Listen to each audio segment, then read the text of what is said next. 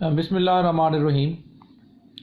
Dear students, जी हम alternating current circuit जो है ना, उसमें जो हमारा लास्ट टॉपिक था वो था RLC सीरीज सर्किट। तो उसी चैप्टर से रिलेटेड कुछ सिंपल से शॉर्ट क्वेश्चंस हैं जो हम लोगों ने आज करने हैं। बहुत आसान से हैं, ठीक है। इसका बड़ा सिंपल सा मैं कंसेप्ट आपको देता जाऊंगा। तो फर्स्ट है कि why would power distribution system be less effective without alternating current.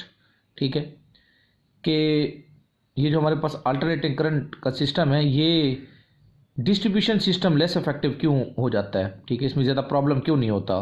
तो इसकी ये सिंपल सा केस मैंने बार बार आपको बताया हुआ कि जहाँ आपके पास पावर जनरेशन होती है वहाँ पे वोल्टेज जो आप जनरेट करते हैं वो 220 वोल्ट है। फिर उसके बाद ये ट्रांसमिशन है, ठीक है, जो हो सकता है कोई 1000 किलोमीटर हो, मोर देन 1000 किलोमीटर हो या 500 किलोमीटर हो। तो यहाँ से यहाँ तक, ठीक है, यहाँ पे फिर हम क्या करते हैं कि इतनी यहाँ से यहाँ तक इलेक्ट्रिसिटी को पहुँचाने के लिए हम वोल्टेज बढ़ा देते हैं और करंट कम कर देते हैं। जब करंट कम कर देते हैं तो जो हमारे पास फार्मूला है पावर लॉस का, P = I का स्क्वायर R, तो I के कम होने से और स्क्वायर में भी है तो पावर लॉस बहुत कम हो जाता है, लेकिन हमें वोल्टेज उतना बढ़ाना पड़ता है, ठीक है। तो लेकिन हमें जो यूज़ के लिए कितना चाहिए, 220 वोल्ट। तो यहाँ पर हम क्या करते हैं, इधर हम स्टेप अप ट्रांसफार्मर यूज़ करेंगे और इधर फिर 11000 वोल्ट को फिर किस में कन्वर्ट कर देंगे, 220 वोल्ट में, by using step down transformer, ठीक है। तो इससे क्या होगा, यहाँ पे आप रीड भी कर सकते हैं, most large power distribution system are AC, the power is transmitted from power station at much higher voltage to minimize the power loss. देखिए यहाँ 220 वोल्ट था, लेकिन जनरेशन के बाद ये आपने यहाँ से यहाँ तक क्या कर दिया है, 11000 वोल्ट, ठीक हो गया। At the end of the line where consumer is loaded, where consumer is located, the voltage level is reduced to a safe value। ये देखें हमने 11000 वोल्ट से इसको किस में कन्वर्ट कर दिया, 220 वोल्ट में, ठीक हो गया। ये बहुत आसान है, जो आपको समझ आ जाएगा जी। सेकंड है, suppose that in an RLC series circuit frequency of the applied voltage is change continuously from a very low value to high value, how does the phase constant change. जी इसमें मैंने आपको वहाँ पे ना ये खुद जो टॉपिक करवाया था उसमें मैंने ये कहा था कि सपोज कर लें किसी इंस्टेंट हम ये चेक कर लें कि XL की वैल्यू ज़्यादा है और XC की वैल्यू कम है, ठीक है। तो यहाँ फेजर के हिसाब से आप देख रहे हैं कि मेरे पास 3 रेजिस्टेंस मौजूद हैं। यहाँ पे नेट जो इम्पीडेंस है उसकी वैल्यू हम कैसे निकालते थे, पहले इन दो को सॉल्व करें। तो यहाँ से ये इन दोनों का जो नेट है, ये देखें XL की वैल्यू ज़्यादा है, XC की कम है, तो ये आ जाएगा XL - XC, ये वाला वेक्टर, और ये आपके पास R है। तो यहाँ से आप अगर ये इसके रेक्टेंगुलर कंपोनेंट, तो नेट आपके पास इम्पीडेंस यहाँ पे मिलेगी, ये इसका Y कंपोनेंट हो गया, ये इसका X कंपोनेंट हो गया। तो यहाँ से थीटा किस चीज़ के आ जाएगा, tan inverse Y component divided by X component, ठीक हो गया। तो ये फेज के लिए जो है ना हम ये वाली क्वेश्चन यूज़ करेंगे, ठीक हो गया।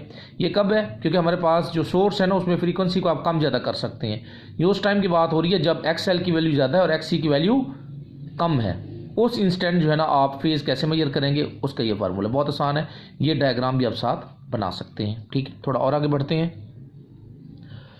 Could the alternating current resistance of a device depend on the frequency, no. क्यों नहीं डिपेंड करती, क्योंकि आपको पता है कि चाहे DC सप्लाई हो या AC सप्लाई हो, V और I इन फेज़ होते हैं, ठीक है। V और I इन फेज़ होते हैं, पैरेलल हैं, ठीक है। तो वहाँ पे इसलिए ये alternating current resistance of a device does not depend upon frequency because both current and voltage through resistance are in phase, ठीक हो गया। उसके बाद हम नेक्स्ट क्वेश्चन की तरफ बढ़ते हैं जी। उसके बाद है next 39.16, how could you determine in a RLC series circuit whether the frequency is above और बिलो रेजिस्टेंस। बहुत आसान है, आप ये सिंपल फार्मूला याद रखेंगे। ये आपने वैसे FSC में भी क्वेश्चन किया हुआ है, XC = 1/2πfc या ओमेगा के फॉर्म में लिखना चाहें, XL = 2πfl ओमेगा L। यहाँ से आपको नज़र आ रहा है, ठीक है, कि फ्रीक्वेंसी इज अबव और बिलो रेजिस्टेंस। जी बहुत आसान है, मैंने frequency of DC source is high, जी जब हाई होगी तो कौन सी चीज़ डोमिनेंट होगी, इंडक्टिव, क्योंकि इसकी वैल्यू हाई होगी ओमेगा की, तो XL की वैल्यू ज़्यादा होगी, XC की कम होगी। और जब उल्टा काम होगा, ठीक है, कि अगर आप लो करते हैं तो XC की वैल्यू ज़्यादा हो जाएगी, XL की कम हो जाएगी। सो सिंपल, इसको तो बहुत आसान है बताना भी, इक्वेशंस आपने लाजमी यूज़ करनी है।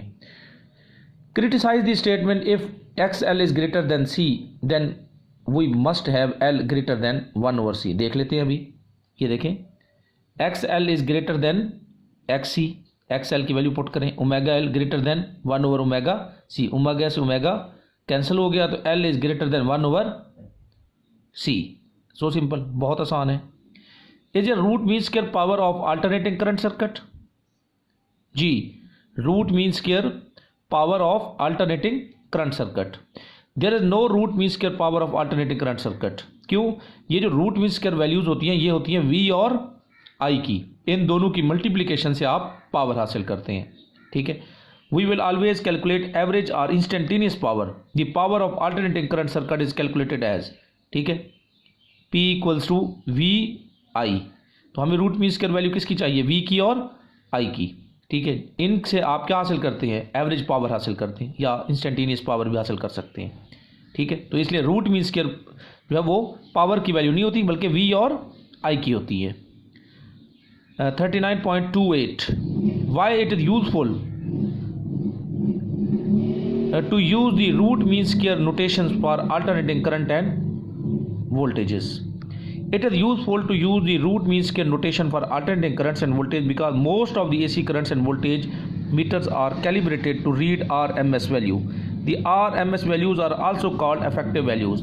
वैसे ये भी मैं आपको बता दूं, जनरली जो है ना, जब भी आप AC सप्लाई की बात करते हैं तो आप हर जगह RMS नहीं लिखते। वो लिखना कोई लाजमी नहीं है कि बार बार आप उसको जो है ना वो उस बात को बार बार आप करें। ठीक है, अगर ये ना भी लिखा हो, AC सप्लाई की बात हो रही है तो समझ लें कि इसके साथ RMS वैल्यू लिखी हुई है। So simple.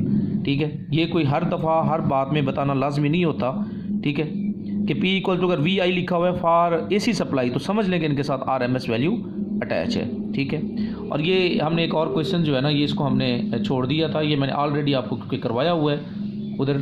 ठीक है, लीड और लैग का क्या मतलब है, तो आप इसमें कोई भी जो है ना वो वैल्यू दे के इसको बता सकते हैं। ठीक है, discuss in own word that what is mean by से अल्टरनेटिंग करंट लीड्स और लैग्स एंड अल्टरनेटिंग EMF। तो ये मैंने क्योंकि फेज का कंसेप्ट आपको दिया था। ठीक है, हमने ऑसिलेशन से बात की, मैंने ऑसिलेशन में फेज का कंसेप्ट आपको दिया, तो वहाँ से ये चीज़ आपने सीखनी है। वो वाली एग्जाम्पल भी दे सकते हैं कि फेज का क्या मतलब है ऑसिलेशंस के अंदर। तो और ये बेसिकली ऑसिलेटरी क्वांटिटीज़ हैं, इसलिए हम फेज़ का कंसेप्ट ही उसके साथ लेके आएंगे। ठीक है, यहाँ से नज़र आ रहा है कि ये 0 फेज़ पे है, ये 90 पे है, लेकिन ये लीड कर रही है 1 और 2 क्या कर रही है? लैग। ये देखिए 1 जो है ना जब यहाँ 90 डिग्री पे पहुँची इन दी फॉर्म ऑफ फेज़, तो 2 जो है ना वो 0 डिग्री पे। तो कौन लीड कर रहा है? 1 लीड कर रहा है 2 से, कितना?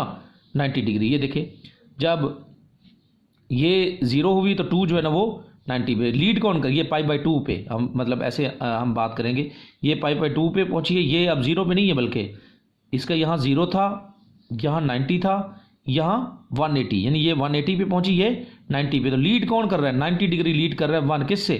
2 से। ये आप एग्जाम्पल जो मैंने आपको V और I की दी हुई है वहाँ से भी आप ये चीज़ बता सकते हैं, वो वाली डायग्राम भी आप बना सकते हैं। ठीक है, तो उम्मीद है ये शॉर्ट क्वेश्चंस आपको समझ आ गए होंगे।